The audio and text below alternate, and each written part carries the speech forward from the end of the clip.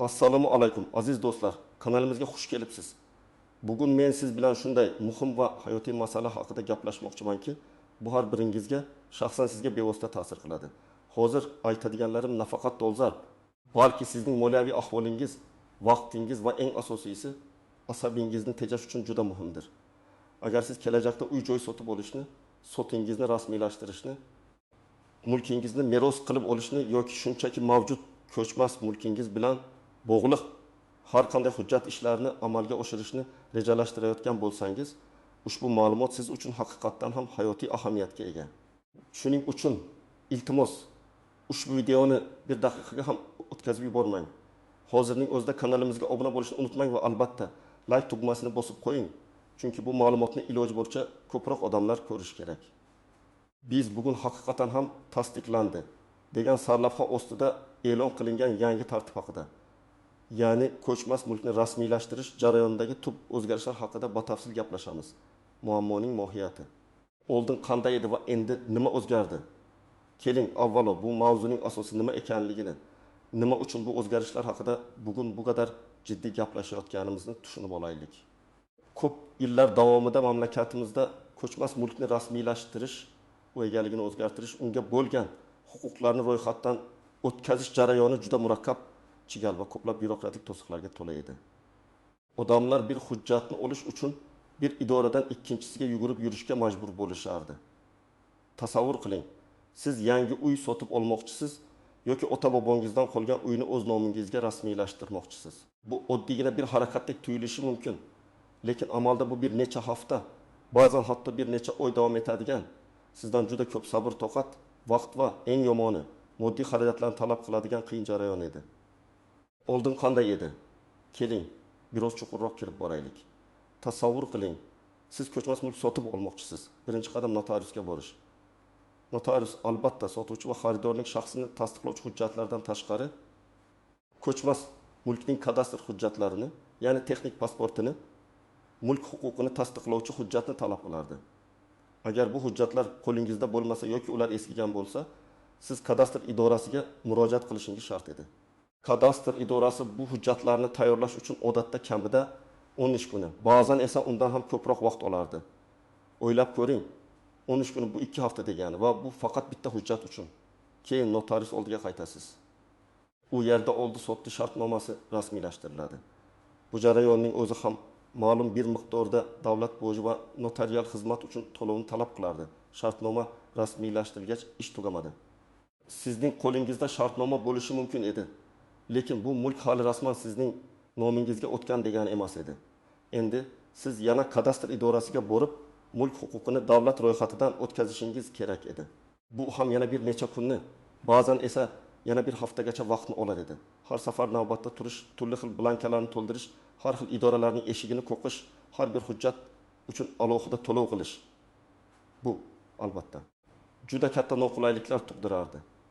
Ko'plab odamlar bu jarayondan bezib, ba'zan yuridik yordamchi izlashga majbur bo'lishardi. Bu esa qo'shimcha xarajatlarga olib kelardi. Umuman olganda, butun jarayon bir oydan 3 oygacha cho'zilishi mumkin edi. Bu ayniqsa shoshilinch savdo-sotiq qilish kerak bo'lgan holatlarda juda jiddiy muammo edi. Endi nima o'zgardi? Xuddi shu sohada hozir haqiqiy inqilobiy o'zgarishlar yuz berdi. Tasdiqlandi deb e'lon qilingan yangi tartibga ko'ra, ko'chmas mulkni rasmiylashtirish jarayoni tubdan soddalashtirildi. Eng muhim o'zgarishlardan biri shundaki, endi notarial tasdiqlangan oldi-sotdi, hadya, meros yoki boshqa turdagi ko'chmas mulkni o'zgartirish bilan bog'liq shartnomalar tuzilgan zahoti shu notarius tomonidan avtomatik tarzda, ya'ni xaridor yoki mulkdorning qo'shimcha ishtirokisiz real vaqt rejimida kadastr organlarida davlat ro'yxatidan o'tkaziladi. Bu shuni anglatadiki, siz notariusdan chiqayotganingizda qo'lingizda shartnoma bilan birga mulkning rasman sizning nomingizga o'tganligini tasdiqlovchi hujjat ham bo'ladi. Ikki bosqichli murakkab jarayon bitta bosqichga qisqartirildi va vaqtni bir necha hafta yoki oydan bir necha daqiqagacha qisqartirdi. Bu nafaqat vaqtni, balki asablarni, ortiqcha xarajatlarni va byurokratik to'siqlarni keskin kamaytiradi. Asosiy qism 1. Nimalarni bilish kerak, kim xavotirlanishi kerak va kimga kerak emas, bu yangi tartib qanday ishlaydi? U kimga foydali va kim uchun ba'zi noaniqliklar bo'lishi mumkinligini batafsil ko'rib chiqaylik. Bu o'zgarish har bir fuqaroga, har bir oilaga bevosita taalluqli bo'lganligi sababli uning har bir jihatini chuqur tushunib olishimiz kerak. Nimalarni bilish kerak, nimalarni bilish kerak? Eng asosiy bilishingiz kerak bo'lgan narsa shuki, endi ko'chmas mulk bo'yicha bitimlar notarial tasdiqlangandan so'ng mulk huquqini davlat ro'yxatidan o'tkazish uchun alohida arizalar bilan kadastr idoralariga murojaat qilish zarurati butunlay bekor qilindi. Bu shuni anglatadiki, siz notariusga kelib hujjatlaringizni topshirasiz. Notarius bitimni rasmiylashtiradi va shu bilan birga elektron hukumat tizimi orqali avtomatik ravishda kadastr agentligining ma'lumotlar bazasiga ma'lumotlarni yuboradi. Natijada bitim rasmiylashtirilishi bilan birga sizning mulkingizga bo'lgan huquqingiz ham shu zahotiyoq davlat ro'yxatidan o'tadi. Ya'ni hech qanday qo'shimcha kutish, qo'shimcha qog'ozbozlik, qo'shimcha to'lovlar faqat mulk huquqini ro'yxatdan o'tkazish uchun alohida to'lanadigan bo'lmaydi. Bu vaqt va pulni tejashda g'oyat katta qadam. Kim xavotirlanishi kerak? Bu savolga qisqacha javob beradigan bo'lsam, hech kim xavotirlanishi shart emas. Aslida bu tartibning joriy etilishi faqat ijobiy o'zgarishlarni olib keladi. Ammo agar sizda mavjud ko'chmas mulkingiz bo'lsa va u hali eski tartibda davlat ro'yxatidan o'tmagan bo'lsa, siz xavotirlanishingiz emas, balki tezroq harakat qilishingiz kerak bo'ladi. Masalan, bobongizdan sizga meros bo'lib qolgan uy bor. Lekin u hali ham bobongizning nomida. Eski tartibda uni o'z nomingizga o'tkazish uchun bir qancha idoralar oralab yugurish kerak edi. Endi esa yangi tartibdan kelib chiqib, notarial tasdiqlangan meros huquqini tasdiqlovchi hujjat bilan birga mulk huquqi darhol ro'yxatdan o'tadi. Shuning uchun bunday holatlarda imkoniyatdan foydalanib hujjatlaringizni yangi soddalashtirilgan tizim orqali tartibga solib olishingiz maqsadga muvofiqdir. Kim xavotirlanishi shart emas. Yangi tizim barcha uchun qulaylik yaratadi. Shuning uchun amalda hech kim xavotirlanishi shart emas. Yangi ko'chmas mulk sotib olmoqchi bo'lganlar, sotmoqchi bo'lganlar, hadya qilmoqchi bo'lganlar, meros olmoqchi bo'lganlar barchasi uchun bu jarayon sezilarli darajada soddalashadi. Siz faqat bir marta notariusga borasiz. Barcha hujjatlar joyida bo'lsa, bir necha daqiqa ichida barcha rasmiyatchiliklar hal bo'ladi. Endi sizning nomingizga rasmiylashtirilgan mulk to'g'risidagi ma'lumotlar avtomatik tarzda tegishli davlat reyestriga kiritiladi va sizga elektron guvohnoma taqdim etiladi. Bir necha real life misollar. Ahmad akaning yangi uy sotib olishi. Tasavvur qiling. Toshkent shahrida yashovchi Ahmad aka uzoq yillik mehnati evaziga yangi 3 xonali kvartira sotib olmoqchi. Eski tizimda Ahmad aka uchun bu qanday jarayon bo'lardi? Avval u kvartira egasi bilan notariusga borardi. Notarius har ikkala tomonning shaxsini tasdiqlovchi hujjatlarni tekshirib, kadastr pasportini, mulk huquqini tasdiqlovchi hujjatni talab qilardi. Agar kadastr pasporti eskiroq bo'lsa yoki umuman yo'q bo'lsa, Ahmad aka yoki sotuvchi kadastr idorasiga borib, yangi kadastr pasportini buyurtma qilishga majbur bo'lardi. Bu jarayon taxminan 11-25 kunni o'z ichiga olardi. Bunga 200 ming so'm atrofida to'lov ham kiradi. Shundan so'ng notarius oldida oldi-sotdi shartnomasi tuzilardi. Bu yerda davlat boji va notarial xizmat uchun umumiy hisobda 1,1 million so'mgacha pul to'lanardi. Bitim tuzilgach, Ahmad aka qo'lidagi shartnoma bilan yana kadastr idorasiga borib, mulk huquqini o'z nomiga o'tkazish uchun ariza topshirish kerak edi. Bu ham yana 3-5 ish kuni va bilbil so'm atrofida to'lovni talab qilardi. Umumiy hisobda Ahmad aka kamida 3-4 haftasini 5-6 marta turli idoralarga borib kelishini, navbatlarda turishini va qariyb 2 million so'mdan ortiq pulini sarflash kerak bo'lardi. Bu juda katta stress va xarajat. Endi yangi tartib bilan qanday bo'ladi? Ahmad aka kvartira egasi bilan bevosita notariusga boradi. Barcha hujjatlar, masalan, kadastr pasporti va mulk huquqini tasdiqlovchi hujjatlar joyida bo'lsa, notarius bir necha daqiqa ichida bitimni rasmiylashtiradi. Bitim rasmiylashtirilishi bilan birga notarius tizim orqali mulk huquqini avtomatik ravishda Ahmad akaning nomiga ro'yxatdan o'tkazadi. Ahmad aka notariusdan chiqayotganda nafaqat oldi-sotdi shartnomasi, balki kvartiraning o'z nomiga o'tganligini tasdiqlovchi elektron guvohnomani ham oladi. Jarayon bir kunda, hatto bir necha soat ichida yakunlanadi. Xarajatlar notarial xizmat va davlat boji bilan cheklanadi. Ya'ni ikkinchi marta kadastrda ro'yxatdan o'tish uchun alohida to'lovga hojat qolmaydi. Vaqt jihatidan bir necha haftalik kutish bir necha soatga qisqartirildi. Bu Ahmad aka uchun katta yengillik. 2. Barno opaning merosini rasmiylashtirishi. Farg'onada yashovchi Barno opaning otasi vafot etdi. va undan 2 xonali uy meros qoldi. Eski tartibda barni opa nima qilardi? Avvalo, u otasining vafot to'g'risidagi guvohnoma, o'zining pasporti va uyning kadastr hujjatlari bilan notariusga borib, meros huquqi to'g'risidagi guvohnomani olishi kerak edi. Bu ham bir necha kun, ba'zan bir hafta davom etardi. Meros guvohnomasini olgach, u uyning kadastr idorasiga borib, mulk huquqini o'z nomiga ro'yxatdan o'tkazishi lozim edi. Bu ham yana bir necha kunlik navbatlar va hujjat yig'ish bilan birga bo'lardi. Agar uyga bo'lgan huquqlar to'g'ri rasmiylashtirilmagan bo'lsa yoki kadastr hujjatlarida nomuvofiqliklar bo'lsa, jarayon yanada cho'zilib ketardi. Butun jarayon 1-2 oy atrofida vaqt talab qilishi mumkin edi. Endi esa barni opa meros huquqini tasdiqlovchi guvohnoma olish uchun notariusga murojaat qiladi. Notarius barcha zarur hujjatlarni tekshirib, meros guvohnomasini beradi va shu bilan birga barni opaning uyga bo'lgan mulk huquqini ham avtomatik tarzda davlat reyestrida ro'yxatdan o'tkazadi. Barni opa notariusdan chiqayotganida meros guvohnomasi bilan birga uyning o'z nomiga o'tganligini tasdiqlovchi elektron hujjatga ham ega bo'ladi. Jarayon tez, qulay va minimal bürokratiya bilan amalga oshiriladi. Bu ayniqsa shu kabi murakkab va hissiy jihatdan og'ir bo'lgan jarayonlarda juda katta yengillikdir. Qishloq joylardagi mulkni rasmiylashtirish. Aytaylik. Samarqand viloyatining chekka bir qishlog'ida yashovchi fermer dehqon o'zining yer uchastkasiga bo'lgan hujjatlarni tartibga solmoqchi. Eski tizimda u bir necha marta tuman markaziga, kadastr idorasiga, notariusga borib kelishi kerak edi. Har bir borib kelish transport xarajatlari ishdan qolish, navbat kutish degani edi. Bu kichik joylarda yashovchi aholi uchun ham juda katta muammo edi. Endi esa davlat xizmatlari markazlar orqali yoki notariusga murojaat qilish orqali jarayon yagona oynada markazlashgan holda hal bo'ladi. Dehqon barcha hujjatlarni bitta joyga topshiradi va natijani tezda oladi. Agar ilgari tuman markaziga borish uchun kunning yarmi ketgan bo'lsa, endi bu vaqt sezilarli darajada qisqaradi. Asosiy qism 2. Qoidalar istisnolari, tuzoqlar va noaniq nuanslar har qanday yangi tizimda bo'lgani kabi, bu yangi tartibda ham ba'zi istisnolar.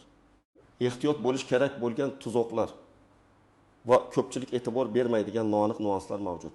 Ular haqida bilib olishingiz juda muhim, toki siz kutilmagan vaziyatlarga tushib qolmaysiz. Hujjatlardagi nomuvofiqliklar va kamchiliklar yangi tartibning eng asosiy sharti hujjatlarning to'liq va benuqson bo'lishidir. Agar mulkning kadastr hujjatlarida, masalan, yer uchastkasining chegaralari, bino maydoni yoki xonalar soni amaldagi holat bilan nomuvofiqliklar bo'lsa yoki mulk huquqini tasdiqlovchi hujjatda xatolar mavjud bo'lsa, notarius avtomatik ro'yxatdan o'tkazishni amalga oshira olmaydi. Bunday holatlarda avval kadastr organlariga murojaat qilib, hujjatlardagi kamchiliklarni bartaraf etishingiz talab etiladi. Masalan, eski uyingizga qo'shimcha xona qurdingiz, lekin kadastr hujjatlariga kiritmadingiz. Endi uyingizni sotmoqchi bo'lsangiz, notarius hujjatlardagi ma'lumotlar bilan haqiqiy holat o'rtasidagi tafovutni aniqlaydi va sizdan avval ushbu o'zgarishlarni qonuniy ravishda rasmiylashtirishni talab qiladi. Bu esa qo'shimcha vaqt va mablag' talab qiladi. Shuning uchun imkoni boricha mulk hujjatlaringizni oldindan to'liq va aniq holatga keltirib qo'ying. 2. Elektron tizimning texnik nosozliklari. Garchi yangi tizim to'liq raqamlashtirilgan bo'lsa-da, har qanday elektron tizimda texnik nosozliklar yuzaga kelishi mumkin. Internet bilan bog'liq muammolar, serverlarning vaqtinchalik ishlamay qolishi yoki tizimga juda katta yuk tushishi kabi holatlar avtomatik ro'yxatga olish jarayonini sekinlashtirishi yoki vaqtincha to'xtatishi mumkin. Bunday holatlarda notarius sizga kutishni yoki boshqa vaqtda qayta murojaat qilishni taklif qilishi mumkin. Bu juda kamdan kam holat bo'lsa-da, bunda ehtimol borligini bilish muhim. Biroq asosan tizim juda barqaror ishlaydi. Mulkning bir nechta egasi bo'lgan holatlar. Agar mulkning bir nechta egasi bo'lsa, masalan, oila a'zolari birgalikda uyiga egalik qilsalar, bitimni amalga oshirishda barcha egalarning yoki ularning qonuniy vakillarining ishtiroki shart. Bir egasining ruxsatisiz boshqa egasi mulkni sota olmaydi yoki hadya qila olmaydi. Yangi tizim bu qoidadan o'zgartirmaydi, balki har bir egasining ishtiroki yoki notarial tasdiqlangan ishonchnomasi mavjudligini ta'minlashni talab qiladi. Shuningdek, agar mulk umumiy birgalikdagi mulk bo'lsa, masalan, xotinning nikoh davrida o'rtilgan mulki, yoki xotindan birining roziligi notarial tasdiqlangan holda olinishi shart. 4. Ijara shartnomalarini ro'yxatdan o'tkazish.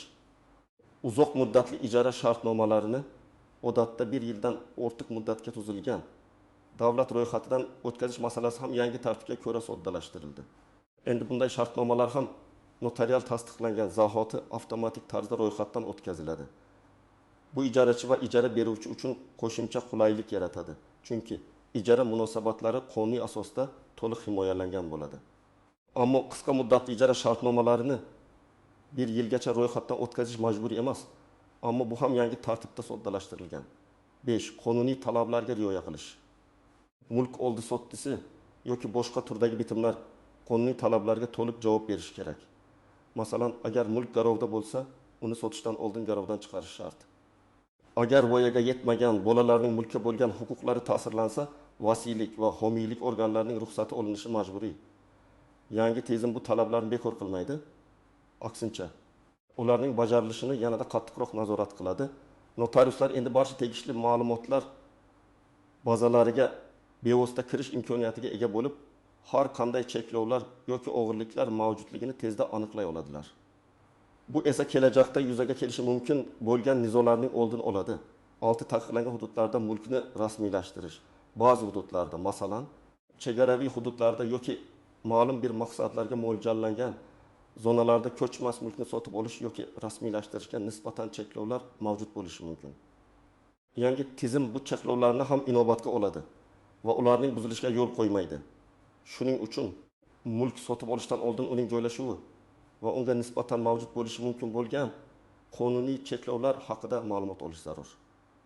Bu ma'lumotlarni kadastr agentligining ochiq ma'lumotlar bazalaridan yoki davlat xizmatlari markazlaridan olish mumkin. Praktik maslahatlar: tomoshabin nima qilish kerak? Xo'sh, aziz do'stlar, endi siz bu yangi tartib haqida asosiy ma'lumotlarga egasiz. Lekin siz shaxsan nima qilishingiz kerak? Qaysi amaliy qadamlarni tashlashingiz lozim?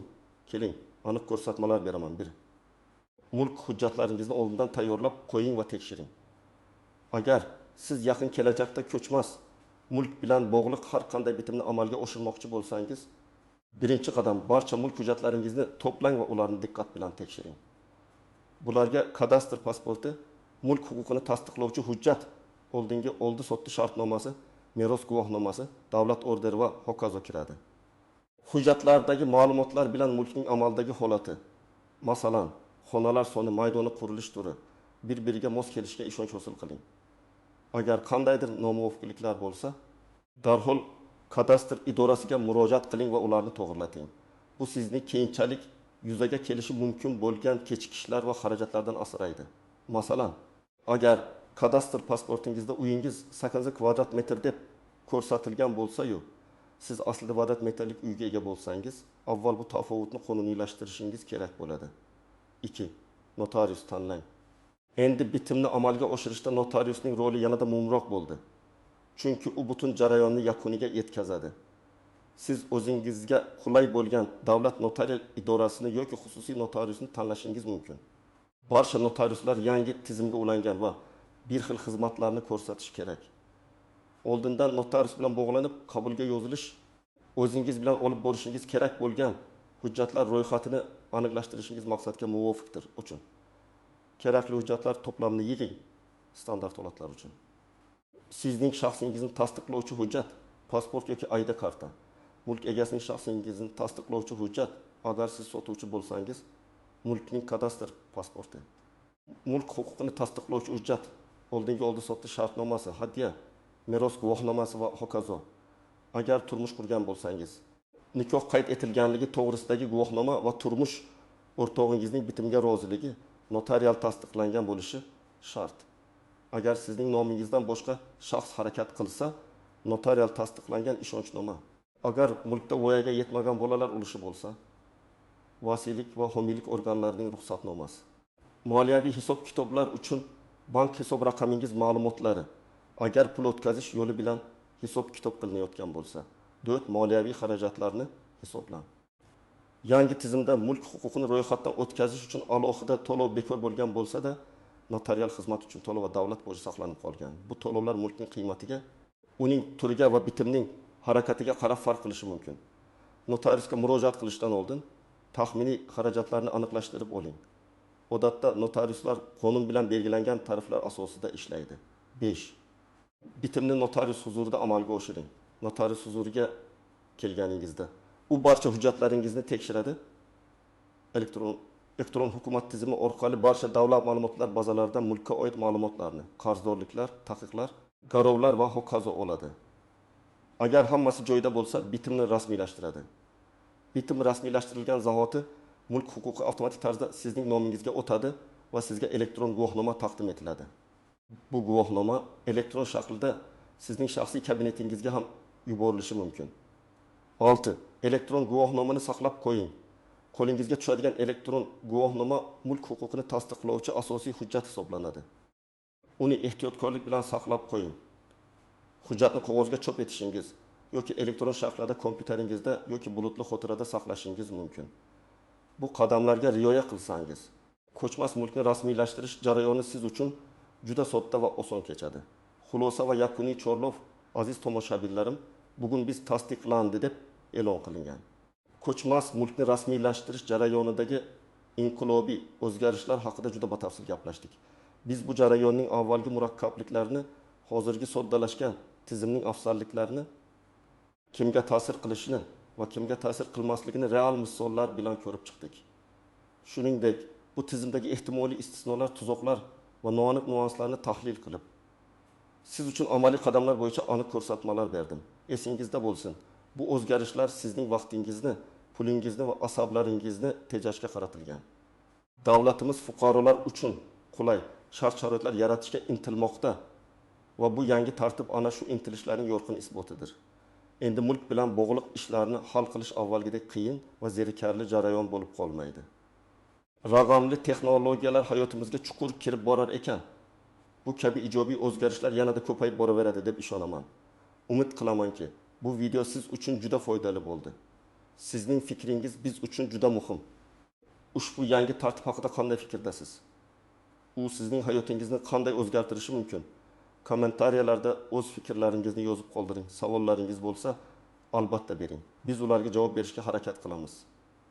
Videoni do'stlaringiz va yaqinlaringiz bilan baham ko'rishni unutmang. Chunki bu ma'lumot ko'pchilikka kerak bo'lishi mumkin. Kanalimizga obuna bo'lishni va like tugmasini bosishni esdan chiqarmang. Kelgusi videolarda ko'rishguncha o'zingizni ehtiyot qiling.